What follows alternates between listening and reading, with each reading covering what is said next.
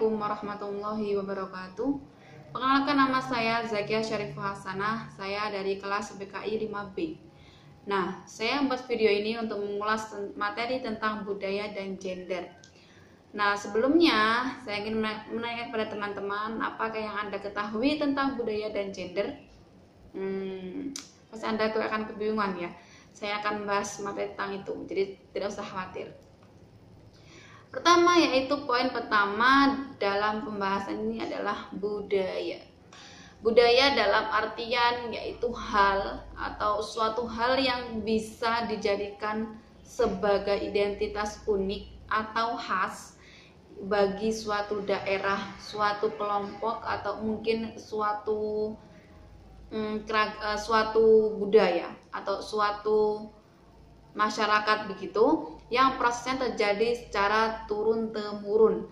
Budaya itu sendiri terdiri dari keseluruhan sistem, gagasan, tindakan, dan hasil karya manusia yang menjadi nilai, asumsi tentang kehidupan, dan kegiatan yang bertujuan bersama dan secara tidak sadar diterima sebagai suatu yang benar atau hal yang dijadikan sebagai jalan yang terbaik bagi masyarakat yang mengidentifikasikan diri mereka sebagai anggota dari kumpulan masyarakat tertentu yang telah secara serentak menyepakatinya, baik secara sengaja ataupun tidak sengaja. Kebudayaan itu sendiri dapat dikatakan sebagai tingkah laku manusia, segala tingkah laku manusia dalam kehidupannya yang diperoleh melalui belajar.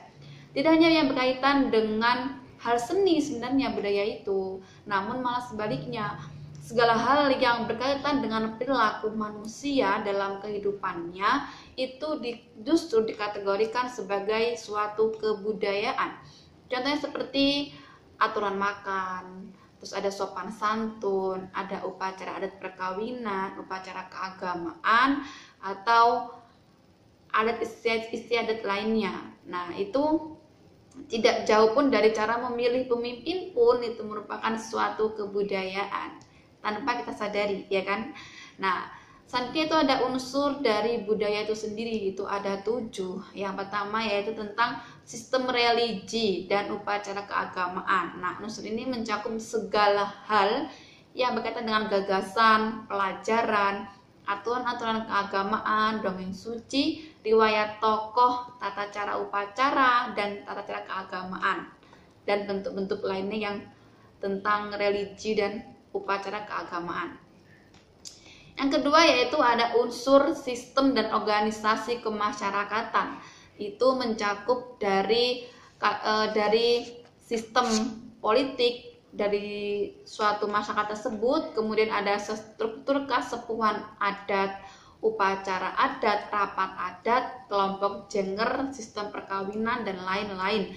Yang ketiga itu sistem dari pengetahuan, merupakan seperangkat unsur yang berkaitan dengan cara mengetahui hal yang perlu diketahui seperti alam sekitar, kemudian flora di tempat tinggal sekitarnya masyarakat tersebut, kemudian fauna atau binatang, zat-zat mentah yang berada di sekitarnya, kemudian ada tubuh manusia, sifat-sifat dan tingkah laku manusia, serta ruang dan waktu. Yang keempat yaitu bahasa. Bahasa dari suatu suku, dari suatu bangsa itu selalu menunjukkan berbagai variasi yang ditemukan oleh letak geografis dan bagaimana lingkungan sosial dalam masyarakat tersebut. Seperti contohnya di Indonesia ya, kita sudah mengetahui dengan berbagai keragaman baik bahasa, kemudian ada budaya juga, ada adat istiadat. Nah, seperti itu. Dan bahasa merupakan salah satu masuk dalam variasi seperti itu, variasi keberagaman budaya. Terus yang kelima itu ada kesenian, seni tari dan seni rupa, serta berbagai karya sastra yang disebarkan melalui komunikasi lisan atau dinyanyikan dan didendangkan. Yang keenam ada sistem mata pencaharian hidup. Nah, di sini seperti misalnya pertanian, peternakan, sistem produksi, sistem distribusi antar bahan baku dan bahan makanan, serta lain-lain. Yang ketujuh ada sistem teknologi dan peralatan, yaitu pembuatan alat-alat produksi, wadah, senjata, alat, pembuat api, dan lain-lain. Nah, fungsi budaya di sini itu ada 5. Yang pertama yaitu sebagai suatu pedoman dalam berhubungan antar manusia atau kelompok. Yang kedua yaitu wadah untuk menyalurkan perasaan-perasaan dan renungan kehidupan lainnya. Yang ketiga yaitu pembimbing kehidupan manusia secara umum, baik sebagai individu dan kelompok. Yang keempat ada pembeda utama antar manusia sebagai makhluk berakal budi dengan makhluk lain, seperti contohnya binatang. Yang kemudian ada yang kelima, terakhir ya, itu adalah pegangan bersama untuk menjadi acuan serupa yang dapat terus dijalankan dan dikembangkan secara berkelompok pula demi untuk kelanjutan hidup dari generasi ke generasi. Jadinya dari nenek moyang ke anak cucunya begitu. Kemudian adalah wujud dan komponen budaya. Di sini wujud budaya itu ada 3. Yang pertama yaitu gagasan atau wujud ideal, ide ya. Itu adalah ide, wujud ideal itu kebudayaan yang berbentuk kumpulan ide-ide, gagasan-gagasan, nilai-nilai, norma-norma, peraturan-peraturan yang dan sebagainya yang bersifat abstrak, tidak terlihat, hanya bisa dirasakan. Nah, kemudian wujud kebudayaan ini tetap dalam kepala-kepala atau di alam pemikiran, ya kan? Karena jadi dari kata ide tadi.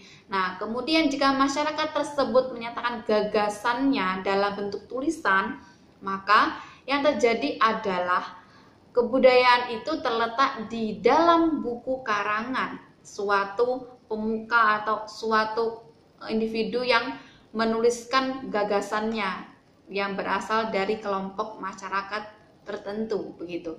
Yang kedua yaitu aktivitas atau tindakan. Nah, aktivitas ini adalah wujud kebudayaan sebagai suatu tindakan berpola dari manusia dalam bermasyarakat itu sendiri. Nah, wujud ini sering pula disebut dengan sistem sosial. Sistem ini terdiri dari aktivitas-aktivitas manusia yang saling berinteraksi, mengadakan kontak, serta bergaul dengan masyarakat atau manusia lainnya menurut pola-pola tertentu yang berdasarkan adat dan tata perilaku. Nah, sifat ini konkret dan terjadi dalam kehidupan sehari-hari dan dapat diamati serta didokumentasikan. Yang ketiga yaitu ada artefak atau karya. Nah, artefak ini atau karya adalah wujud kebudayaan fisik yang berupa hasil dari aktivitas, perbuatan dan karya semua manusia dalam masyarakat tertentu. Nah, itu dapat berupa benda-benda atau hal-hal yang dapat diraba dan dilihat serta dapat didokumentasikan. Nah, sifatnya paling konkret di antara ketiga wujud kebudayaan tadi itu artefak adalah yang paling konkret. Dalam kenyataannya, kehidupan bermasyarakat antara wujud kebudayaan yang satu tidak bisa dipisahkan dengan wujud kebudayaan yang lainnya. Sebagai contoh, wujud kebudayaan ideal tadi ide, nah itu mengatur seluruh arah tindakan atau aktivitas masyarakat dan karya atau artefak tadi. Nah, yang terakhir yaitu komponen utama dalam budaya itu ada 2. Yang pertama yaitu kebudayaan material dan yang kedua kebudayaan non material. Mengacu pada komponen tadi itu kebudayaan material merupakan ciptaan masyarakat yang nyata, terlihat konkret, termasuk dalam kebudayaan material ini adalah temuan-temuan yang dihasilkan dari suatu penggalian arkeologi. Contohnya seperti mangkuk tanah liat, ada perhiasan, senjata, kunci dari tanah liat, dan lain-lain. Nah, kebudayaan material ini juga mencakup barang-barang yang ada saat ini atau modern seperti pesawat terbang, televisi, lapangan olahraga, ada mesin cuci, dan gedung pencakar langit. Ya, sesuatu yang berbau modern seperti saat ini sebenarnya itu adalah kebudayaan material gitu. Yang kedua yaitu kebudayaan non material, yaitu adalah ciptaan-ciptaan abstrak tidak terlihat yang diwariskan dari generasi ke generasi atau turun temurun. Nah, itu seperti contohnya dongeng, kemudian ada cerita rakyat atau lagu-lagu dan tarian tradisional. Nah, selanjutnya yaitu materi tentang gender. Berbicara mengenai gender, pasti banyak orang dan teman-teman pun pastinya akan menghubungkan dengan sosok perempuan dan laki-laki. Namun sebenarnya persepsi itu kurang tepat karena perempuan dan laki-laki itu adalah jenis kelamin. Ingat, itu adalah jenis kelamin. Sedangkan gender dan jenis kelamin sebenarnya berbeda. Jenis kelamin itu hadir dan sesuatu itu secara alamiah muncul sejak kita dilahirkan. Seperti contohnya ketika bidan menangani seorang ibu yang hamil kemudian melahirkan dan keluarlah seorang bayi yang mempunyai, dikatakan seorang laki-laki karena mempunyai penis dan seorang perempuan dikatakan mempunyai vagina. Itu sudah jelas dikatakan sebagai jenis kelamin. Nah, sementara gender adalah perbedaan peran, hak, dan kewajiban, kuasa, dan kesempatan antara laki-laki dan perempuan dalam kehidupan bermasyarakat. Jika kelamin itu bersifat natur atau alami, maka gender itu bersifat kultural, yaitu hasil bentukan sosial dan budaya. Bisa sangat bersifat lokal dan berbeda-beda sesuai dengan letak geografisnya, serta mempunyai sifat menyesuaikan dengan waktu, sebab gender seseorang berbeda-beda di daerah tertentu dan di waktu tertentu pula. Contohnya seperti ini. Jika seorang perempuan dikatakan sebagai pintar masak, pintar mengurus anak, namun di wilayah gender, dikatakan gender itu ketika dia tinggal di suatu tempat yang membutuhkan tenaganya, misalnya membereskan pekerjaan laki-laki, contohnya membuat jemuran baju atau mungkin mengelem panci seperti itu. Nah, jadi sesuai dengan waktu yang tertentu pula. Jadi tidak selalu hanya memasak dan memasak kemudian mengatur anak begitu saja.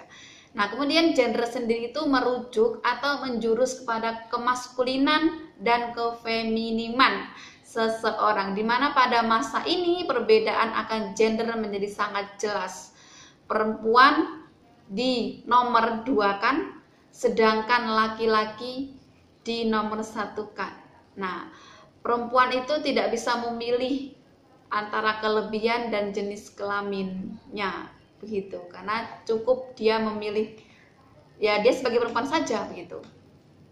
Kemudian gender dalam perspektif budaya. Nah, di sini budaya masyarakat memaknai gender sebagai pembagian peran antara laki-laki dan perempuan. Perbedaan secara genetis antara laki-laki dan perempuan tidak hanya berdampak pada persoalan sains atau pengetahuan, tetapi juga berdampak pada asasi kemanusiaan atau hak dan kewajiban manusia.